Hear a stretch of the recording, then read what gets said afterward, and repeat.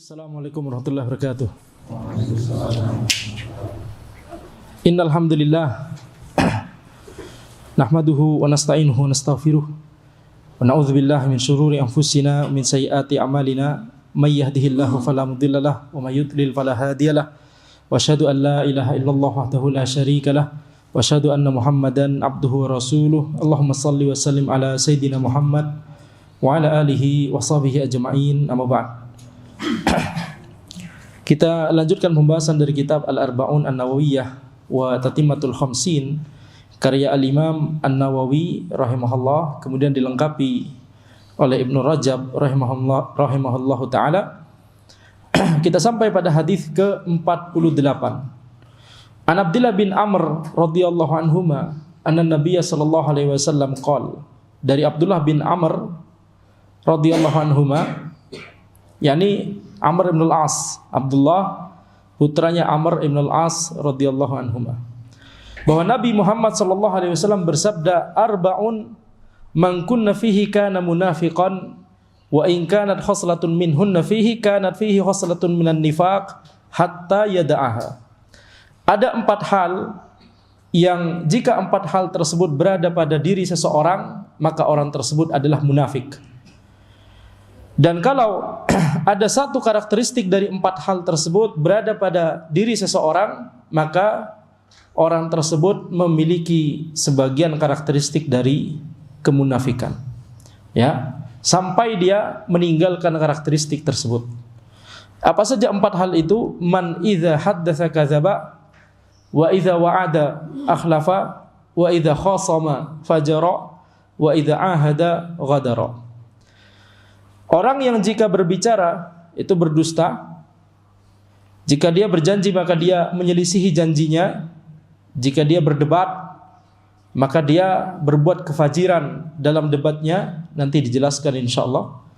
Dan jika dia membuat perjanjian maka dia akan melanggar perjanjian tersebut.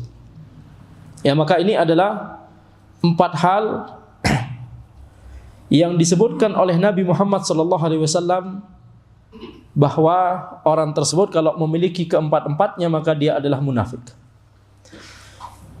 Di hadis ini, ya, para ulama menjelaskan tanda-tanda yang disebutkan oleh Nabi sallallahu alaihi wasallam di hadis ini itu adalah tanda-tanda nifak asghar. Ya, nifak, kemunafikan yang tidak sampai mengeluarkan seseorang keluar dari Islam. Ini bukan tanda-tanda nifak akbar. Ya. Jadi tentunya kita ingat lagi prinsip bahwa ketika kita menyimpulkan sesuatu dalam ilmu syar'i, dalam syariat, kita harus menggabungkan berbagai dalil. Menggabungkan berbagai dalil. Tidak hanya berdalil pada satu hadis, tapi menggabungkan seluruh ayat dan hadis yang berbicara tentang masalah tersebut. Kemudian kita dudukkan masing-masing dalil, ya, sesuai dengan tempatnya masing-masing. Maka di sini hadis ini berbicara tentang nifak asghar. Nifak, tanda-tanda kemunafikan yang tidak sampai mengeluarkan pelakunya dari Islam. Kenapa? Karena dari dalil-dalil yang lain, kita lihat tadi misalkan ciri pertama adalah orang yang berkata, orang yang mengatakan sesuatu maka dia berdusta. Yakni ciri orang munafik pertama yang disebutkan di hadis ini, dia suka berdusta, dia banyak berdusta. Nah, ketika seseorang berdusta, kita lihat dari dalil-dalil yang lain, apakah sekedar berdusta atau banyak, bahkan banyak berdusta, ya, misalkan banyak berdusta, apakah orang tersebut keluar dari Islam, banyak berbohong? Maka kita katakan, ya, tidak. Dari dalil-dalil yang lain tidak kita simpulkan bahwa itu merupakan dosa yang merupakan pembatal keislaman. Jadi kesimpulannya adalah hadis ini membahas tentang tanda-tanda nifak asghar, bukan nifak akbar. Nah, dalam syariat ketika kita melihat dalil-dalil tadi, ayat dan hadis, kita simpulkan yang namanya kemunafikan itu ada 2 jenis. Nifak akbar dan nifak asghar. Nah, nifak akbar, kemunafikan yang bisa mengeluarkan seseorang dari Islam, itulah yang disebutkan di dalam firman Allah Subhanahu wa taala, innal munafiqina fid darkil asfali minan nar. Sesungguhnya orang-orang munafik itu berada pada tingkatan yang paling bawah dari neraka. Taib, ini adalah tingkatannya munafik dengan nifak akbar. Hukumannya adalah di dalam neraka, mereka diletakkan di neraka paling bawah. Lebih parah daripada orang kafir. Kenapa? Karena orang-orang munafik, mereka itu kafir, ya, mereka itu adalah orang kafir, tapi mereka ingin membohongi kaum muslimin. Mereka ingin berbuat makar kepada kaum muslimin. Mereka memusuhi Islam dan syiar-syiar Islam. Mereka menampakkan diri mereka sebagai muslim, tapi sebenarnya mereka kafir. Maka itu mengapa kita katakan munafik dengan nifak akbar itu adalah kafir wa ziyadah. Orang kafir dan ada tambahan dosa lagi, yaitu mencoba menyerang Islam dari dalam. Makanya Allah Subhanahu wa taala menyebutkan bahwa hukuman azab kepada mereka adalah berada pada tingkatan yang paling bawah dari neraka. Nah, ciri orang dengan sifat munafik nifak akbar, ya, kita bahas dulu ciri orang-orang yang memiliki kemunafikan dengan nifak akbar. Mereka itu, ciri pertama, mereka itu banyak memperolok Allah Subhanahu wa taala, mengolok-olok Nabi sallallahu alaihi wasallam, mengolok-olok Islam dan syiar-syiar Islam. Ini ciri pertama. Sebagaimana firman Allah Subhanahu wa taala, wa idza laqul ladzina amanu qalu amanna. Ketika mereka itu bertemu dengan orang yang beriman, maka mereka berkata, kami beriman kepada Allah. Wa idza khalau ila syayatinihim qalu inna ma'akum innama nahnu mustahzi'un. Tapi ketika mereka itu kembali bertemu dengan syaitan-syaitan mereka, ya, kawan-kawan mereka, sesama munafikin atau sesama kufar, maka mereka berkata, sesungguhnya kami cuma bersenda gurau saja, cuma berolok-olok saja. Kami enggak serius ketika kami mengatakan kepada kaum muslimin kami beriman. Jadi ini kita lihat, ini sifatnya dari orang-orang munafik. Mereka itu mengolok-olok agama Allah Subhanahu wa taala, melakukan istihza, melakukan mengolok-olok, ya, mengolok-olok, mencela, yakni agama Allah dan syiar Islam, ya, dan seluruh yang terkait dengan kaum muslimin. Ini ciri pertama. Kemudian ciri yang kedua, ini cirinya banyak, ya, akan tetapi kita ringkas saja. Ciri yang kedua adalah mereka itu mengajak manusia untuk menjauh dari agama Allah Subhanahu wa taala. Mereka punya agenda di balik itu. Mereka ketika mengatakan mereka adalah kaum muslimin, akan tapi mereka sebenarnya orang kafir, tapi mereka, ya, karena mereka punya agenda. Jadi mereka ingin menghalangi kaum muslimin itu mempelajari agama Islam yang benar. Mereka ingin, yakni kaum muslimin itu menyimpang. Ini agenda dari orang-orang munafik dari zaman Nabi sallallahu alaihi wasallam sampai zaman sekarang. Jangan dikira orang munafik dengan nifak akbar itu cuma Abdullah bin Ubay ibnu Salul, ya. Jangan dikira cuma Abdullah bin Ubay ibnu Salul, yaitu orang munafik di zaman Nabi sallallahu alaihi wasallam. Tidak hanya itu, tapi orang munafik dengan nifak akbar ada dari zaman ke zaman hingga zaman sekarang, ya, masih ada, banyak malah. Jadi sebagaimana firman Allah Subhanahu wa taala, wa idza qila lahum ta'alu ila ma anzalallahu ila ma anzalallahu wa ila rasuli ra'aital munafiqina yasudduna anka sududa. Ketika dikatakan kepada mereka, yakni mari kita kembali kepada apa yang diturunkan oleh Allah Subhanahu wa taala, kembali kepada Al-Qur'an, kembali kepada As-Sunnah, maka kemudian mereka, ya, akan menghalangi kalian. Sungguh engkau wahai Rasul akan melihat mereka itu akan menghalangi orang-orang dari agama Allah Subhanahu wa taala, menghalangi orang-orang darimu, yakni tidak mau orang-orang itu belajar dari sumber yang sahih. Makanya orang-orang munafik dengan nifak akbar itu akan selalu memiliki, yakni rencana atau makar, ya, menampakkan sebagai kaum muslimin tapi sebenarnya ingin menjerumuskan kaum muslimin. Mereka bekerja sama dengan orang-orang kafir, mereka mengatakan ya mereka adalah saudara kita, begitu ya. Tapi kemudian ternyata yang sebenarnya mereka inginkan adalah menghancurkan kaum muslimin. Taib. Kemudian ciri berikutnya dari orang-orang munafik dengan nifak akbar, karena di sini kita lihat nifak akbar itu perbuatan dosa yang dilakukan di dalam hati, yani. Maksudnya asal dosanya itu adalah amalan hati. Dia menyembunyikan kekufurannya nggak kelihatan secara zahir. Lihat orang-orang munafik dengan nifak akbar di zaman Nabi SAW. Mereka sholat di belakang Nabi SAW, berjamaah juga, bayangkan. Mereka berjamaah juga, ya. Tetapi ciri-ciri yang kita bahas di sini adalah ciri-ciri yang zahir. Ciri-ciri yaitu berupa perbuatan mereka secara zahir. Kita lihat perbuatan mereka akan tampak, kekufuran mereka itu akan tampak pada perbuatan mereka, lambat laun begitu ya. Dan ini ciri-ciri yang dari tadi kita sebutkan, itu ciri-ciri yang dilakukan oleh orang munafik dengan nifak akbar dari zaman ke zaman. Pasti orang yang menyembunyikan kekufurannya pasti punya agenda, pasti punya makar. Itu yang dimaksud oleh para ulama. Pasti ingin menghalangi kaum muslimin dari sumber Islam yang sahih, Al-Quran dan As-Sunnah dengan pemahaman generasi terdahulu yang soleh. Makanya mereka senang kalau kaum muslimin itu terjerumus kepada penyimpangan. Mereka senang kalau kaum muslimin ya memiliki pemahaman liberal ya, atau bahkan penyimpangan-penyimpangan yang lain. Yang penting bukan Islam yang sahih. Ya. Yang penting bukan Islam yang sahih. Ciri berikutnya adalah mereka itu gemar sekali menyebarkan penyimpangan ya, terkait dengan pembahasan kita barusan. Mereka akan menyeru kepada liberalisme, menyeru kepada sosialisme, menyeru kepada feminisme, menyeru kepada macam-macam pemahaman-pemahaman yang itu tujuannya adalah supaya kaum muslimin itu semakin jauh dari syariat Islam yang sahih.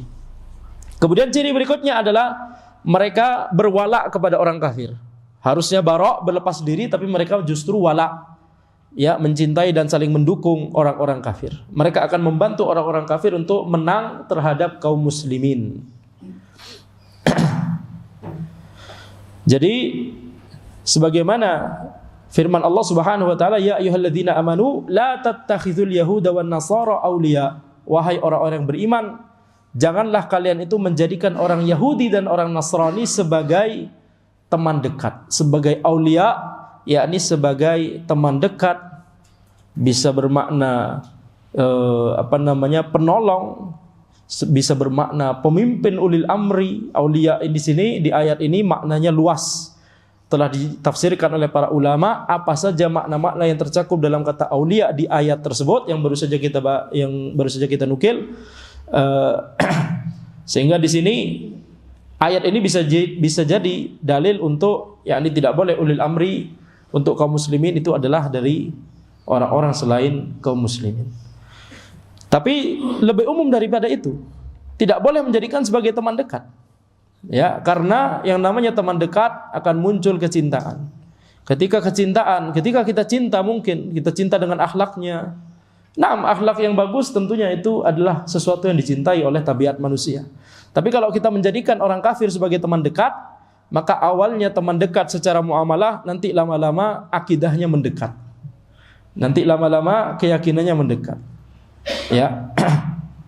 Makanya di dalam Al-Quran dan di dalam As-Sunnah nggak pernah disebutkan orang kafir, walaupun itu Yahudi dan Nasara, orang kafir yang bisa kita katakan terdekat dengan Islam karena sama-sama ahlul kitab gitu ya, sama-sama yakni ada kitab diturunkan kepada mereka. Tidak pernah disebutkan saudara.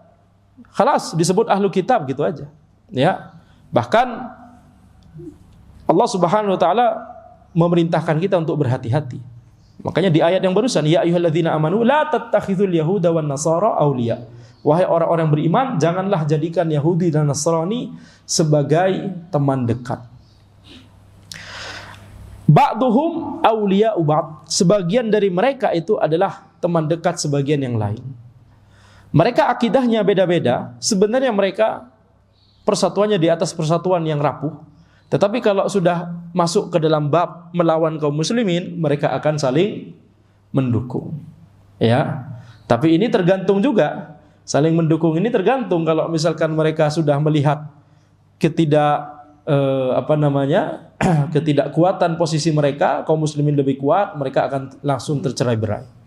Ya, jadi kenapa? Karena yang mereka inginkan cuma dunia. Yang mereka inginkan itu cuma dunia. Tentunya mereka merasa bahwa din mereka benar, akan tapi ya din yang mereka sebenarnya yakini tersebut adalah din yang batil, ya, sehingga tidak akan kemudian diberikan keberkahan oleh Allah Subhanahu wa taala. Taib. Kemudian ciri berikutnya adalah mereka akan mengejek para ulama, mengejek kaum muslimin, mengejek dakwah Islam. Ini balik lagi ke yang tadi, ya, tapi secara spesifik mereka akan banyak menjauhkan kaum muslimin dari para ulama yang akidahnya sahihah. Mereka akan menjauhkan kaum muslimin dari para ulama yang mendakwahkan sunnah, mendakwahkan tauhid dan sunnah. Ini ciri dari orang munafik dengan nifak akbar. Mereka mengejek orang-orang muslim yang bertakwa, orang-orang muslim yang soleh itu sebagai orang bodoh, sebagaimana firman Allah Subhanahu wa taala, wa idza qila lahum aminu kama amanan nas, jika dikatakan kepada mereka berimanlah kalian sebagaimana orang-orang beriman, qalu anu'minu kama amanas sufaha, mereka akan berkata, apakah kami akan beriman sebagaimana orang-orang bodoh itu beriman? Mereka mengatakan kaum mukminin itu adalah orang yang bodoh. Ala innahum humus sufaha. Ala innahum humus sufaha walakin la ya'lamun. Ya, akan tapi kata Allah Subhanahu wa taala, Allah berfirman, sesungguhnya yang bodoh itu adalah mereka, akan tapi mereka tidak mengetahui. Sehingga ciri berikutnya adalah mereka sebaliknya akan memuji orang-orang kafir, pemikir-pemikir orang kafir, pemikir-pemikir dari kalangan orang kafir yang menyebarkan penyimpangan, dari kalangan orientalis, dari kalangan Yahudi, dari kalangan Nasara, dari kalangan ateis. Ya, setiap yang itu bertentangan dengan Islam yang sahih, mereka akan puji. Jadi ini adalah ciri khas mereka, ya. Orang munafik dengan nifak akbar. Sedangkan yang kedua, kategori nifak yang kedua adalah nifak asghar. Ini yang dibahas di hadis ini, hadis di Arba'in Nawawi nomor, dan tambahan Ibnu Rajab, ya, nomor 48. Kalau Arba'in Nawawinya sendiri sudah selesai di hadis 42, ya.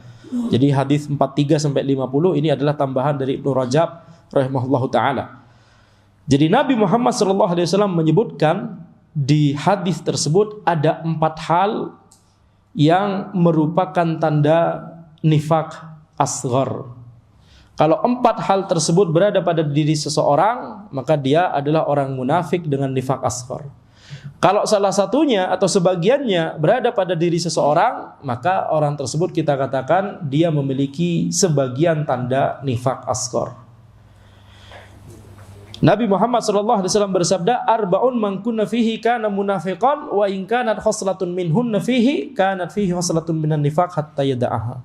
Ada 4 hal yang jika ada dalam diri seseorang maka dia adalah munafik, yakni munafik nifak asghar. Tetapi jika ada satu karakteristik atau sebagian karakteristik dari keempat hal tersebut pada diri seseorang, maka kita katakan dia memiliki karakteristik nifak, yakni nifak asghar sampai dia meninggalkannya. Yang pertama, man idza haddatsa kadzaba. Jika dia berbicara, maka dia berdusta. Ya, yang namanya dusta itu adalah yakni ciri-cirinya nifak asghar. Kalau nifak asghar saja ciri-cirinya berdusta, gimana dengan nifak akbar? Lebih mudah lagi untuk berdusta.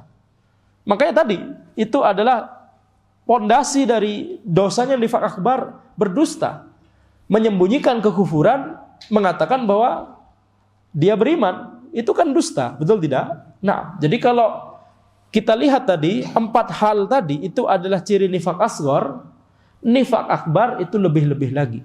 Keempatnya lebih-lebih lagi ada pada nifak akbar. Baik.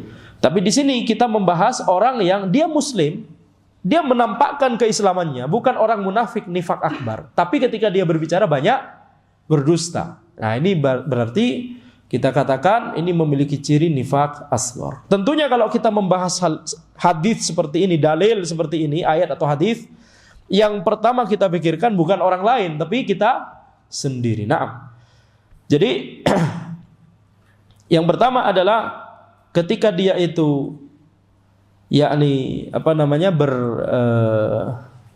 berbicara, maka dia banyak berdusta.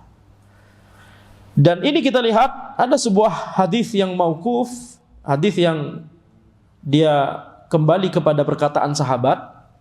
Jadi hadis mauquf, yakni sebenarnya perkataan sahabat, yutba'ul mu'min ala kulli syai' laisal khiyanah wal kadzib. Seorang mukmin itu diciptakan oleh Allah Subhanahu wa taala memiliki sifat-sifat, ada sifat baik, ada sifat buruk, tapi tidak memiliki sifat khianat dan sifat dusta dari sananya. Yani dari sananya tidak ada sifat khianat dan sifat dusta yang Allah ciptakan kepada seorang manusia. Tapi sifat khianat dan sifat dusta itu diambil dari mana? Dari lingkungan. Ya, bisa jadi ketika seseorang diciptakan oleh Allah Subhanahu wa taala, dia memiliki sifat terpuji, rajin kerja, rajin belajar misalkan. Rajin, itu sifat terpuji. Ada juga orang lain yang diberikan ada malas, bawaannya malas gitu ya. Satu lagi sabar, satu lagi pemarah, satu lagi betul tidak? Tapi tidak pernah ada sifat khianat atau dusta yang diciptakan dari sananya. Secara fitrah, yang maksudnya bukan secara fitrah. Secara tabi'i, secara tabiat, sifat khianat dan dusta itu adalah sifat yang diambil atau diserap dari lingkungan.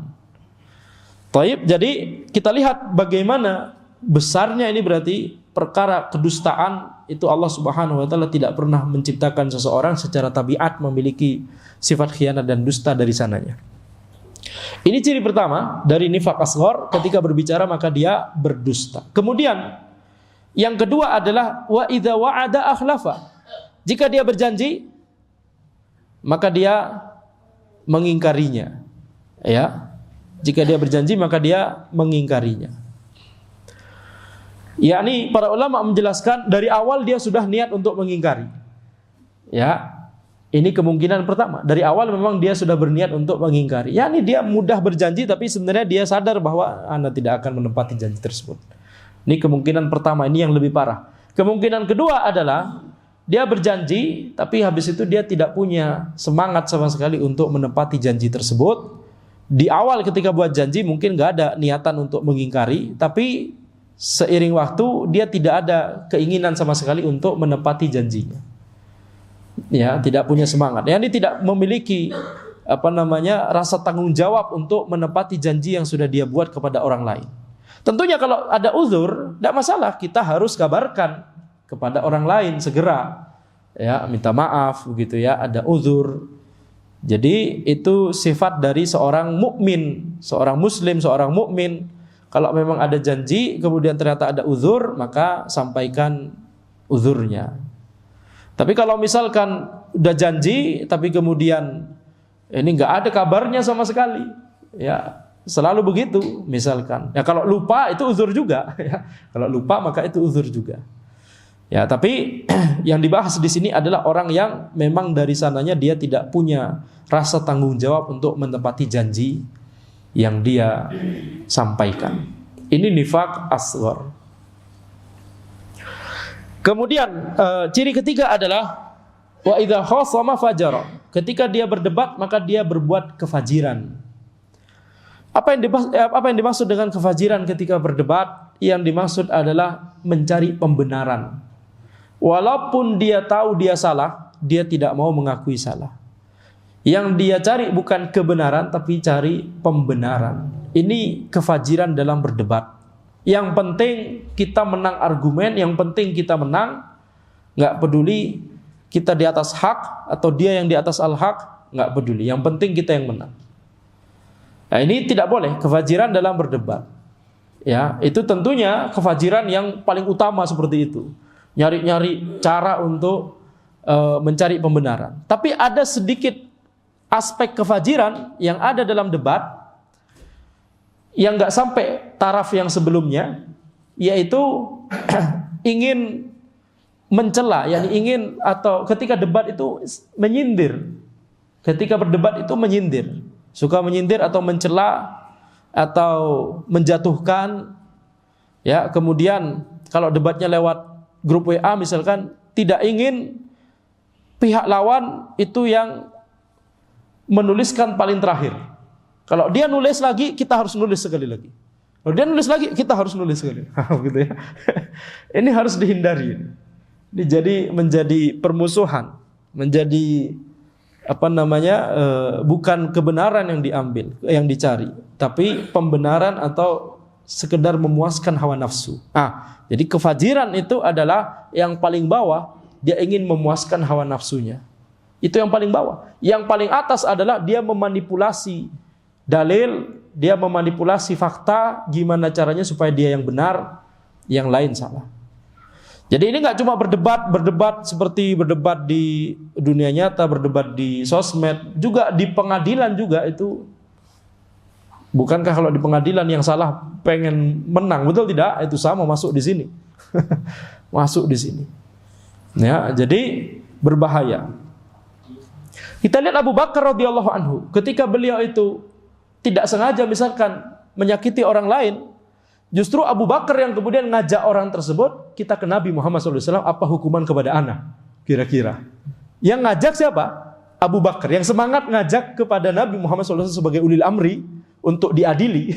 Anak telah berbuat salah kepada orang ini, tolong anak diadili. Itu Abu Bakar yang lebih semangat daripada orangnya yang dizalimi, atau nggak sengaja tentunya ya, nggak sengaja dizalimi atau nggak disakiti, nggak sengaja. Tapi kemudian Abu Bakar yang kemudian semangat untuk mengajak orang tersebut ke pengadilan. Coba bayangkan. Sekarang ada tidak orang seperti ini di zaman ini? Waduh, jarang sekali. Hampir tidak. Ya, kita bicara Abu Bakar radhiyallahu anhu. Orang terbaik di umat ini tentunya setelah Nabi Muhammad SAW. Ya, seperti misalkan ya banyak kasus-kasus, tentunya kasus kecil kasus road rage. Road rage bahasa Inggris yakni tengkar di jalan ya. Kalau di jalan raya itu tensinya tinggi semua, betul tidak? Kena disalip sedikit aja merasa wah ini kita ditantang, betul tidak? Kena serempet atau apa, subhanallah. Nah, kalau di jalan itu banyak sekali kita, walaupun kita salah, kita merasa atau kita ingin kita yang menang. Ya, ini nggak boleh. Kalau memang salah, ya sudah, kita akui salah. Ya, jadi kalau orang yang lain salah, ya yang paling baik adalah kita memaafkan. Boleh kita untuk meminta supaya dia bertanggung jawab, itu boleh, tapi yang paling afdol lagi adalah memberi maaf. Ya, baik. Tapi kita katakan ya kalau dia minta tanggung jawab dari orang lain, maka itu memang hak dia. Kemudian sebelum lanjut, jadi idza khasama fajara, ketika dia itu berdebat, maka dia itu berbuat kefajiran. Kalau dalam konteks ilmu syar'i, maka ini banyak terjadi ketika misalkan itu terkait dengan akidahnya yang menyimpang atau pendapatnya fikih yang ngawur misalkan, kemudian dinasehati, kemudian masih mencari-cari pembenaran, masih mencari dalil untuk mencari-cari cara supaya pendapatnya itulah yang menang atau dianggap menang atau dianggap lebih baik, maka ini adalah juga kefajiran dalam berdebat. Wa idza ahada ghadara, dan ketika dia itu membuat perjanjian maka dia melanggarnya. Ya, ini mirip dengan yang janji tadi. Ya, tapi kalau perjanjian itu lebih besar daripada janji. Kalau janji kan antara satu orang dengan orang lain. Kalau kalau al-ahad ini seperti antara satu kampung dengan kampung yang lain, satu negeri dengan negeri yang lain misalkan, atau dia dengan tempat kerjanya misalkan. Kalau jadi dia mencakup hal-hal yang besar seperti itu. Kalau janji kan bisa jadi cuma antara orang dengan orang lain begitu ya. Tapi intinya sama. Dia akan melanggarnya kalau ada, yakni kalau dia memiliki perjanjian seperti itu, maka dia akan melanggarnya. Ini adalah ciri dari nifaq asghar. Para ulama menjelaskan sebenarnya ciri nifaq asghar enggak cuma di 4 hal yang ada di hadis ini. Walaupun Nabi Muhammad SAW menyebutkan 4 hal, arba'un man kunna fihi khoslatun, arba'un man kunna fihi kana munafiqan khalisan. 4 hal yang di dalamnya, yang ada di dalam seseorang, kalau dia berada di dalam diri seseorang, maka orang tersebut adalah orang munafik murni, yakni nifaq asghar. Disebutkan 4 ya di hadis yang lain disebutkan 3. Tapi sebenarnya kalau kita melihat kepada seluruh dalil, kita akan simpulkan ada lebih dari 4. Lalu mengapa Nabi Muhammad SAW menyebutkan 4 di situ? Ini diantara uslubnya, metode mengajarnya Nabi Muhammad SAW. Disebutkan 4 supaya para sahabat mudah untuk menghafalnya. Ya, disebutkan 4 supaya para sahabat mudah menghafalnya. Tetapi bukan berarti kemudian hanya 4. Ya, jadi ciri nifaq asghar yang lain yang kita dapatkan dari dalil yang lain, dari hadis yang lain, ciri nifaq asghar adalah riya. Orang yang memiliki nifaq asghar, maka dia adalah orang yang pasti memiliki riya di dalamnya. Ini sebagaimana sabda Nabi Muhammad SAW, "Aktsaru munafiki ummati qurra'uha." Sebagian besar orang munafik dari umatku adalah para qurra', orang-orang yang membaca Al-Qur'an. Ya. Istilah qurra' di zaman dahulu, di zaman generasi terdahulu yang soleh, istilah qurra' tidak hanya qurra' jamak dari qori. Kalau di zaman ini qori maknanya apa? Orang yang pandai, ahli membaca Al-Qur'an, suaranya ya bagus, tajwidnya tentunya benar. Walaupun yang disebut qori terkadang tajwidnya ada yang ya banyak PR masih. Tapi istilah qori kita anggaplah tajwidnya benar, alhamdulillah, suaranya bagus, masya Allah, dikenal sebagai orang yang ahli membaca Al-Quran. Itu di zaman ini istilah qori demikian, atau qurra. Kalau di zaman dahulu istilah qori itu adalah ulama. Qori orang yang pandai membaca Al-Quran, orang yang sekaligus tidak hanya pandai tajwid dari Al-Quran, membaca Al-Quran, tapi paham tafsirnya, paham maknanya, paham fikih di balik ayat tersebut. Berarti ini kira-kira peningkatan atau penurunan ini? Penurunan. Orang disebut qori di zaman dahulu susah. Orang disebut qori di zaman ini asal suara bagus, belajar tajwid 2 bulan, 3 bulan. Betul? Ya, sudah bisa tentunya berusaha menghafalkan Al-Qur'an begitu ya. Kemudian disebut qori. Kalau di zaman dahulu harus paham agama terlebih dahulu baru disebut qori. Ya, tapi di sini ya Nabi Muhammad SAW bersabda, "Aktsaru munafiki ummati qurra'uha." Sebagian besar orang munafik dari umatku adalah orang-orang yang membaca Al-Qur'an, yakni karena dari seluruh amalan-amalan yang itu dilakukan oleh seseorang, di antara yang zahir itu adalah membaca Al-Qur'an. Tapi para ulama juga menyebutkan hati-hati, mengajar ilmu syar'i juga sama, zahir juga, betul tidak? Nah, mengajar ilmu syar'i juga, apalagi di zaman ini, orang yang ngajar ilmu syar'i bisa ada di YouTube, bisa namanya di mana-mana, subhanallah. Jadi ini berbahaya. Makanya berhati-hati dari sifat riya seperti ini. Karena Nabi Muhammad SAW bersabda, "Aktsaru munafiki ummati qurra'uha." Sebagian besar orang munafik dari umatku adalah orang-orang yang membaca Al-Quran atau orang-orang yang mengajarkan ilmu. Kemudian ciri nifaq asghar yang lain terakhir adalah membenci kaum Ansar, atau secara umum ya membenci para sahabat. Ayatul iman hubul ansar wa ayatul nifaq bughdul ansar. Tanda iman adalah cinta kaum Ansar dan tanda nifaq adalah membenci kaum Ansar. Ya, sebenarnya ini asalnya adalah nifaq asghar. Kalau cuma dia membenci itu, yakni membenci maksudnya adalah tidak suka gitu ya. Tapi kalau membenci yakni alasannya adalah karena ini mereka adalah para orang-orang yang mendakwahkan Islam, orang-orang yang mengajarkan Islam, para sahabat yang membersamai Nabi Muhammad SAW, maka tentunya itu adalah nifaq akbar, berbahaya. Ya, jadi ini diantara ciri-ciri nifaq asghar. Ada beberapa lagi yang lain, tetapi kita cukupkan sampai di sini. Ya, kesimpulannya adalah ini sama-sama merupakan dosa besar. Walaupun kita bedakan nifaq akbar, nifaq besar, nifaq asghar, nifaq kecil, tapi nifaq kecil itu adalah dosa besar. Ya, jadi walaupun istilahnya nifaq kecil, tapi itu tetap merupakan dosa besar, berbahaya. Baik, demikian yang bisa kami sampaikan. Sudah azan atau belum? Sudah. Taib. Kalau begitu maka kita cukupkan, atau mungkin ada satu pertanyaan atau secara cepat misalkan. Kalau tidak ada ya maka labas. Tidak mengapa.